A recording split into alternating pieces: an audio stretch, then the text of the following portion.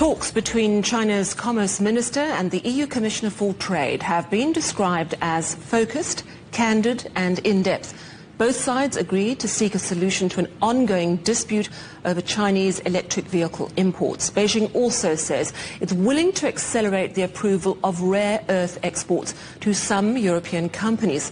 Our correspondent Jeff Moody is here with more details. Hello, Jeff. So some really positive news on these issues between EU and China. What can you tell us?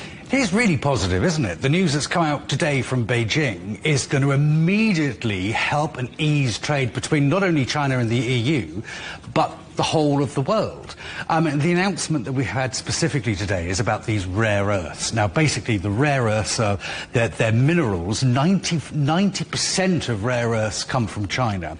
And these minerals have all sorts of bizarre names. The ones that I can read and pronounce are allanite, brockite, titanite, but there's a whole string of them. Also magnets as well. These are very, very crucial, and they're used in the construction of cars, planes, wind turbines too, and also fighter jets. So they're used right across the world. Now, everything was fine until Trump's Liberation Day.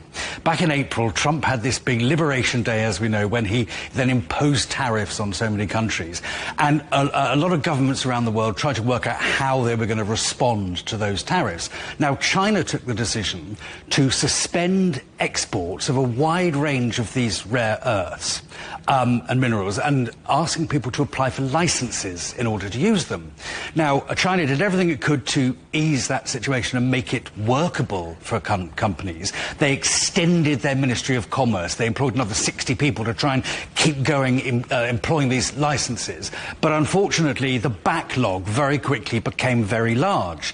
And companies like BMW started reporting huge difficulties in being able to get hold of these rare earths.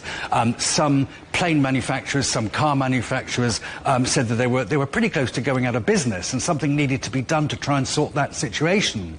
That's where these talks on Tuesday come in. In Paris on Tuesday, the Chinese Commerce Minister Wang Wentao and the EU counterpart, Maros Sefcovic, they met in Paris to try and sort of thrash out a way forward. Now, what they've agreed now, and Beijing has announced it today, is there's going to be a green channel. Now, a green channel basically means you can fast-track these applications. So from now on, it'll be much, much easier to get hold of these rare earths, so companies can start manufacturing again pretty much instantly. And Beijing, in return, has said, like, we know if we do this, the EU must now, they say, facilitate, ensure and promote compliant trade of high-tech products, which basically means, you know, we're making life easier for you, you can make life easier for us too. So that's really good news on the rare earth issue, particularly for automakers in Europe. But there's an ongoing sticking point about EVs. Where are we on that particular issue? We're nearly there, Sally. We're very nearly there. It's been going on for some time, as we know, this business with electronic vehicles.